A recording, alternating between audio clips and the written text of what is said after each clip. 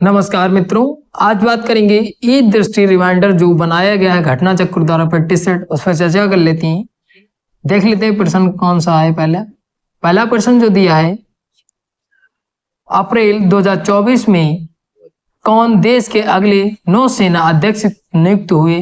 तो यहाँ पे बताना कौन नियुक्त हुए। तो इसका जो राइट आंसर हो जाएगा वो आंसर नंबर वी सही हुआ। वाइस एडमिरल दिनेश के त्रिपाठी नियुक्त हुए। ऑप्शन नंबर वी सही होगा।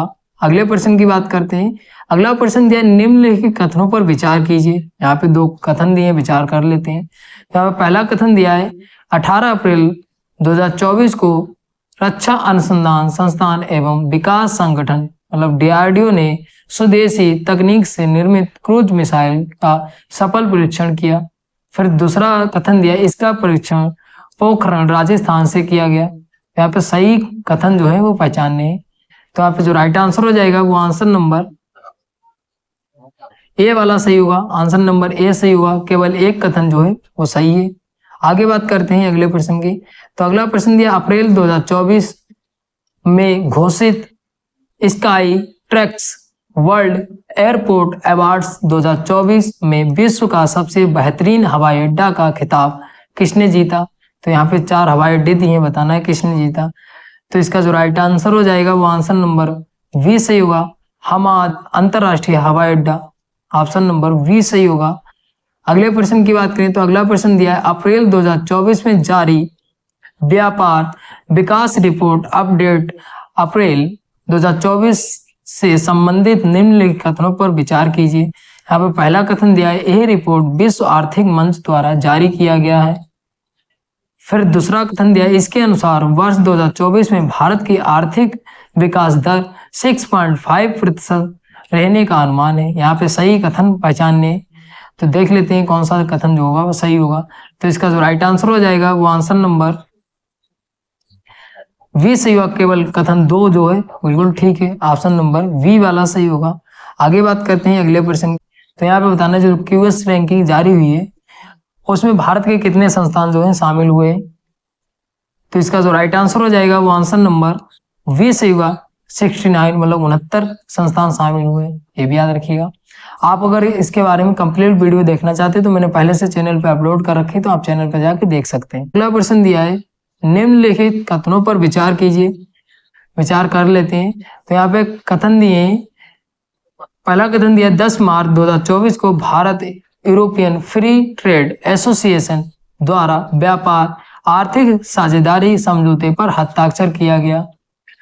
फिर दूसरा कथन दिया, यूरोपियन फ्री ट्रेड एसोसिएशन एक अंतर सरकारी संगठन है जिसकी स्थापना वर्ष 1960 में हुई थी। यहाँ पे सही कथन पहचानने, कौन सा कथन जो होगा वो सही होगा। तो इसका जो राइट आंसर हो जाएगा वो आंसर नंबर ए सही होगा। दोनों कथन जो है बिल्कुल ठीक है, ऑप्शन नंबर जो होगा वो ए वाला सही हो जाएगा। अगला प्रश्न दिया है, मार्च 2024 में किसने देश के नए चुनाव आयुक्त के रूप में कार्यभार संभाला। तो कौन है। तो ये है ज्ञानेश कुमार, डॉक्टर सुखबीर सिंह संधू है। तो ऑप्शन नंबर जो होगा वो सी वाला सही हो जाएगा, दोनों लोग हैं।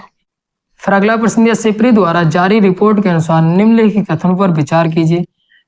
यहाँ पर पहला कथन दिया, इसके अनुसार वर्ष 2009 से 2023 अवधि में फ्रांस विश्व का शीर्ष सशस्त्र आयातक देश रहा। फिर दूसरा कथन दिया, इस अवधि में भारत विश्व का शीर्ष सशस्त्र आयातक देश रहा। तो और देख लेते हैं आगे क्या है। तो आगे जो दिया है उपरोक्त में से सही कथन बताना है कौन सा है। तो इसका जो राइट आंसर हो जाएगा वो आंसर नंबर वी वाला सही हो। केवल 2 जो है वो सही है। भारत जो है वो सबसे जो है आयातक देख रहा है विश्व में, मतलब हथियारों में, ये भी याद रखिएगा। अगला प्रश्न है, 13 मार्च 2024 को न्यूजीलैंड क्रिकेट द्वारा घोषित न्यूजीलैंड क्रिकेट अवार्ड्स 2024 में किसने सर रिचर्ड हेडली पदक जीता। तो किसने जीता। तो इसका जो राइट आंसर हो जाएगा वो आंसर नंबर बी सही होगा। सचिन रविंद्र ने जीता, ऑप्शन नंबर बी सही होगा। अगला प्रश्न दिया, मार्च 2024 में किसे फरवरी माह के लिए ICC men's player of the month चुना गया। इसका जो राइट आंसर होगा वो आंसर नंबर ए सही होगा, एसएसबी जायसवाल को चुना गया। आगे बात करें अगले प्रश्न की, तो अगला प्रश्न दिया मार्च 2024 में कौन उत्तर प्रदेश के ने मुख्य सूचना आयुक्त नियुक्त हुए? तो कौन नियुक्त हुए? तो इसका जो राइट आंसर हो जाएगा वो आंसर नंबर सी सही होगा, आर के विश्वकर्मा चुने गए, ऑप्शन नंबर सी सही होगा। अगला प्रश्न दिया निम्नलिखित कथनों पर विचार कीजिए। यहाँ पर पहला कथन दिया 11 मार्च 2024 को डीआरडीओ ने अपने मिशन दिव्यरस्त के तहत MIRV प्रौद्योगिकी से सुसज्जित स्वदेश में विकसित अग्नि 5 मिसाइल का प्रथम सफल उड़ान परीक्षण किया। तो दूसरा कथन दिया इस उड़ान परीक्षण पोखरण राजस्थान से किया गया। यहाँ पे सही कथन पहचान नहीं, तो देख लेते हैं इसका सही कथन क्या होगा। तो इसका जो राइट आंसर हो जाएगा वो आंसर नंबर ए सही होगा, आंसर नंबर जो होगा वो ए वाला सही होगा। आगे बात करें अगले प्रश्न की, तो अगला प्रश्न दिया है 27 फरवरी 2024 को किस बल्लेबाज ने T20 अंतरराष्ट्रीय में सबसे तेज शतक बनाने का रिकॉर्ड बनाया? तो किसने बनाया? तो इसका जो राइट आंसर हो जाएगा वो आंसर नंबर बी सही होगा, John Nicole Lofty Eaton, option number B वाला सही हो जाएगा। आगे बात करें अगले प्रश्न की, तो अगला प्रश्न दिया निम्नलिखित कथनों पर विचार कीजिए। तो पहला कथन दिया 27 फरवरी 2024 को केंद्रीय शिक्षा कौशल उद्यमिता विकास मंत्री श्री धर्मेंद्र प्रधान द्वारा नई दिल्ली में स्वयं प्लस प्लेटफॉर्म का अनावरण किया गया। फिर दूसरा कथन दिया ये प्लेटफॉर्म व्यवहारिक शिक्षा रोजगार उद्यमशीलता नौकरी केंद्रित व्यवहारिक प्रशिक्षण की दिशा में एक महत्वपूर्ण कदम है। फिर तीसरा कथन दिया ये प्लेटफॉर्म उच्च शिक्षा के 43 मिलियन छात्रों और कामकाजी पेशेवरों को जोड़कर कक्षा की पहुंच का विस्तार करेगा। तो यहाँ पे सही कथन पहचानना है, सही कथन कौन सा होगा। तो इसका जो राइट आंसर हो जाएगा वो आंसर नंबर ए वाला सही होगा। तीनों जो कथन है बिल्कुल ठीक है, ऑप्शन नंबर ए वाला सही हो जाएगा। अगला प्रश्न दिया निम्नलिखित कथनों पर विचार कीजिए। यहाँ पे कथन दिया है 28 फरवरी 2024 को भारतीय नौसेना के चौथे ACTCM वर्ज LSAM 18 का अनावरण किया गया। फिर दूसरा कथन दिया है 11X ACTCM वर्ज नौकाओं के निर्माण के उद्देश्य हेतु आवश्यक अनुबंधन पर 5 मार्च 2021 को रक्षा मंत्रालय messrs Suryadevata projects private limited Thane के मध्य हस्ताक्षर किया गया था। तो यहाँ पे कथन बताना है कौन सा जो है वो कथन सही होगा, कौन सा कथन जो है वो सही होगा। देख लेते हैं कौन सा कथन जो होगा वो सही होगा। तो इसका जो राइट आंसर हो जाएगा वो आंसर नंबर ये सही होगा। दोनों कथन जो है बिल्कुल ठीक है, दोनों जो कथन है बिल्कुल ठीक है। अगला प्रश्न दिया है 23 फरवरी 2024 को किस राज्य के पूर्व मुख्यमंत्री मनोहर जोशी का निधन हुआ? तो यहाँ पे बताना है किसका हुआ। तो ये जहाँ कहाँ के थे? तो महाराष्ट्र के थे। ऑप्शन नंबर जो होगा वो डी वाला सही हो जाएगा। आगे बात करें अगले प्रश्न की, तो अगला प्रश्न दिया है 20 फरवरी 2024 को किसने रेलवे बोर्ड के नए सदस्य के रूप में पदभार ग्रहण किया? तो किसने ग्रहण किया? तो इसका जो राइट आंसर हो जाएगा वो आंसर नंबर बी से हुआ, अनिल कुमार खंडेलवाल। अगला प्रश्न दिया है फरवरी 2024 में अंतरराष्ट्रीय समुद्री सेमिनार 2024 कहाँ आयोजित हुआ? तो ये कहाँ आयोजित हुआ? तो इसका जो राइट आंसर हो जाएगा वो आंसर नंबर ए से हुआ, विशाखापट्टनम में। ऑप्शन नंबर ए सही हो जाएगा। आगे बात करें अगले प्रश्न की, तो अगला प्रश्न दिया फरवरी 2024 में G20 विदेश मंत्रियों की बैठक 2024 कहाँ आयोजित हुई? तो ये कहाँ आयोजित हुई? तो इसका जो राइट आंसर हो जाएगा वो आंसर नंबर सी से हुआ, रियो डी जेनेरियो। अगले प्रश्न की बात करते हैं। अगला प्रश्न दिया है अभ्यास शक्ति प्रयास 4 से संबंधित निम्न कथनों पर विचार कीजिए। यहाँ पे पहला कथन दिया है ये एक बहुराष्ट्रीय शांति स्थापना अभ्यास है। फिर दूसरा दिया है इसका आयोजन नेपाली अमेरिकी सेना द्वारा 20 फरवरी से 4 मार्च 2024 के मध्य नेपाल में किया गया। यहाँ पे सही कथन पहचानना है। तो इसका जो राइट आंसर हो जाएगा वो आंसर नंबर सी सही होगा। दोनों कथन जो है बिल्कुल ठीक है, दोनों कथन जो है बिल्कुल ठीक है। आगे बात करिए अगले प्रश्न की। तो अगला प्रश्न दिया निम्नलिखित कथनों पर विचार कीजिए। तो यहाँ पे पहला कथन दिया है 17 फरवरी 2024 को इसरो ने तीसरी पीढ़ी के उपग्रह इनसेट 3DS का सफल प्रक्षेपण किया। फिर दूसरा कथन दिया है इसे इसरो के प्रक्षेपण यान GSLV-F से लॉन्च किया गया। उपयुक्त में से सही कथन बताने हैं। तो इसका जो राइट आंसर हो जाएगा वो आंसर नंबर सी सही होगा। दोनों कथन जो है बिल्कुल ठीक है।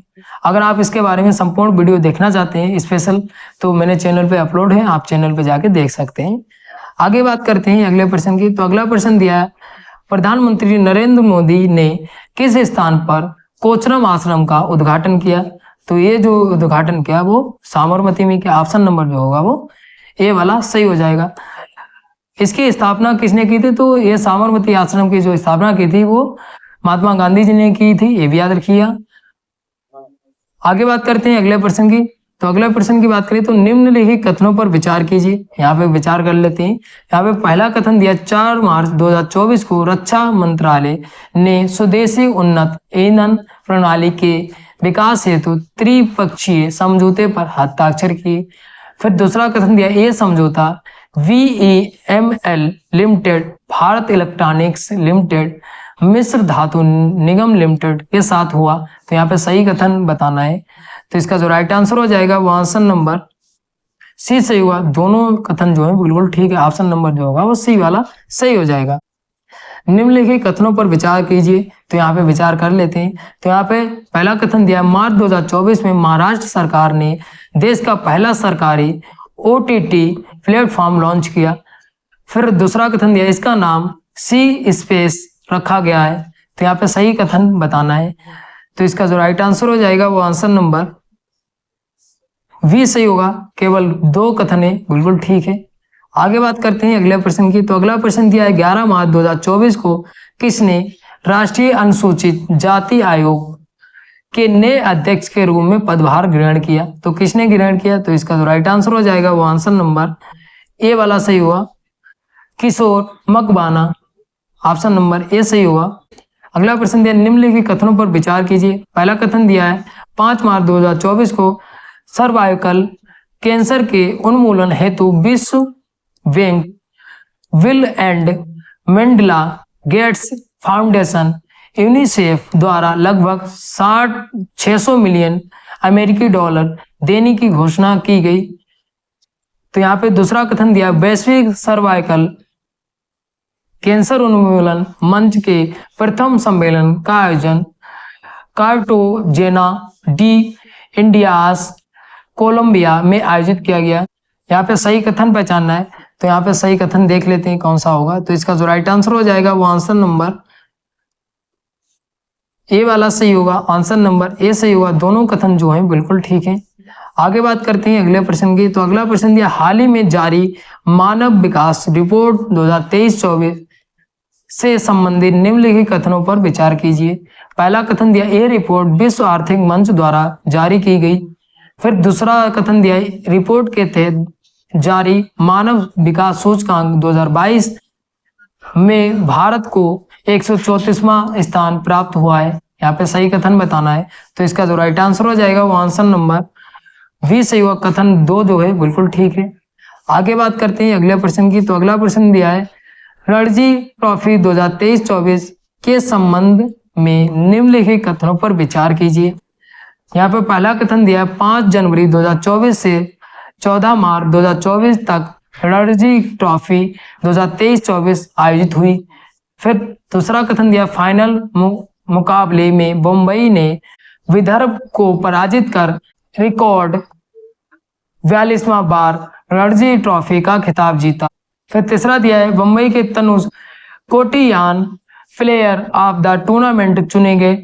फिर चौथा कथन दिया है इस टूर्नामेंट में सर्वाधिक 53 विकेट तमिलनाडु के अर्जित राम ने लिए। तो यहाँ पे सही कथन पहचानना है। तो देख लेते हैं सही कथन कौन सा होगा।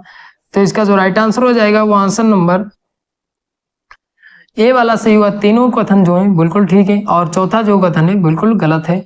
ऑप्शन नंबर ए वाला सही होगा। अगले प्रश्न की बात करें तो अगला प्रश्न दिया 13 मार्च 2024 को केंद्रीय मंत्रिमंडल ने भारत मध्य पूर्व यूरोप आर्थिक गलियारे को सशक्त बनाने संचालन के लिए सहयोग से संबंधित भारत किस देश के बीच अंतर सरकारी फ्रेमवर्क समझौते को मंजूरी प्रदान की। तो ये जो राइट आंसर हो जाएगा वो आंसर नंबर सी सही हुआ, संयुक्त अरब अमीरात के साथ। अगले प्रश्न की बात करें तो अगला प्रश्न दिया है 13 मार्च 2024 को केंद्रीय मंत्रिमंडल ने किस क्षेत्र में भारत और भूटान के बीच समझौते पर हस्ताक्षर करने को मंजूरी प्रदान की। तो किस क्षेत्र में, तो इसका जो राइट आंसर हो जाएगा वो आंसर नंबर सी सही हुआ, खाद्य सुरक्षा। ऑप्शन नंबर सी सही हुआ। आगे बात करें अगले प्रश्न की तो अगला प्रश्न दिया है 12 मार्च 2024 को छत्तीसगढ़ के मुख्यमंत्री विष्णुदेव साय ने राज्य के किस जिले में कृषि उन्नति योजना का शुभारंभ किया। तो किस जिले में किया, तो इसका जो राइट आंसर हो जाएगा वो आंसर नंबर सी सही हुआ, बालोद में किया। आगे बात करें अगले प्रश्न की तो हाल ही में स्टार्टअप महाकुंभ 2024 कहाँ आयोजित किया गया। तो ये आयोजित किया गया है वो ऑप्शन नंबर जो होगा वो वी वाला सही हुआ, नई दिल्ली में आयोजित किया गया। आगे बात करते हैं अगले प्रश्न की तो अगला प्रश्न दिया है 26 फरवरी 2024 को प्रसिद्ध गजल गायक पंकज उधास का निधन हो गया, उन्हें किस वर्ष पद्मश्री से सम्मानित किया गया। तो इसका जो राइट आंसर हो जाएगा वो आंसर नंबर ए वाला सही हुआ, वर्ष 2006 में सम्मानित किया गया था।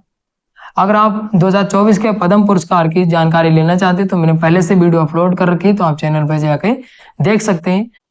अगला प्रश्न दिया है फरवरी 2024 में मोबाइल वर्ल्ड कांग्रेस 2024 कहाँ आयोजित हुआ। तो ये जो आयोजित हुआ है वो ऑप्शन नंबर जो होगा वो ए वाला सही होगा, बार्सिलोना। आगे बात करें अगले प्रश्न की तो अगला प्रश्न दिया सितंबर 2023 में केंद्रीय मंत्रिमंडल ने बैटरी ऊर्जा भंडारण प्रणाली के विकास के लिए व्यवहार्यता अंतर वित्त पोषण योजना को मंजूरी दी। प्रतिस्पर्धी बोली के माध्यम से योजना के तहत किस अवधि तक कुल 4000 MWH की VESS परियोजनाएं विकसित की जाएंगी। तो इसका जो राइट आंसर हो जाएगा वो आंसर नंबर डी सही हुआ, आंसर नंबर डी सही हुआ 2030-31 में। अगले प्रश्न की बात करें तो अगला प्रश्न दिया है मार्च 2024 में अंतरराष्ट्रीय गीता महोत्सव 2024 किस देश में आयोजित किया गया। तो यहाँ पे बताना किस देश में आयोजित किया गया है।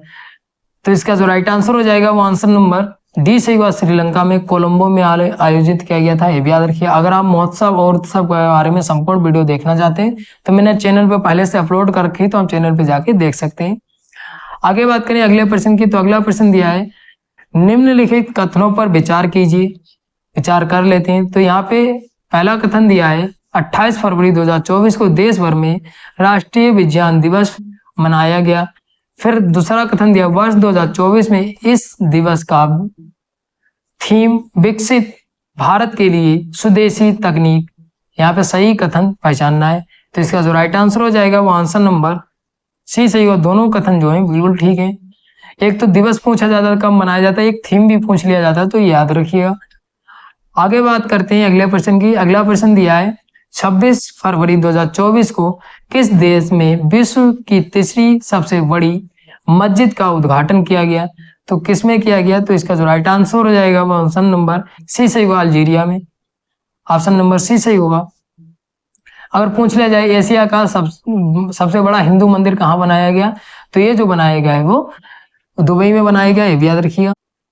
अगले प्रश्न की बात करें तो अगला प्रश्न दिया 24 फरवरी 2024 को प्रधानमंत्री नरेंद्र मोदी ने छत्तीसगढ़ में कहाँ स्थापित भारत की सबसे बड़ी सोलर बैटरी ऊर्जा प्रणाली को राष्ट्र को समर्पित किया। तो कहाँ पे किया। तो इसका जो राइट आंसर हो जाएगा वो आंसर नंबर राजनांदगांव में किया, ये छत्तीसगढ़ में, ये याद रखिएगा।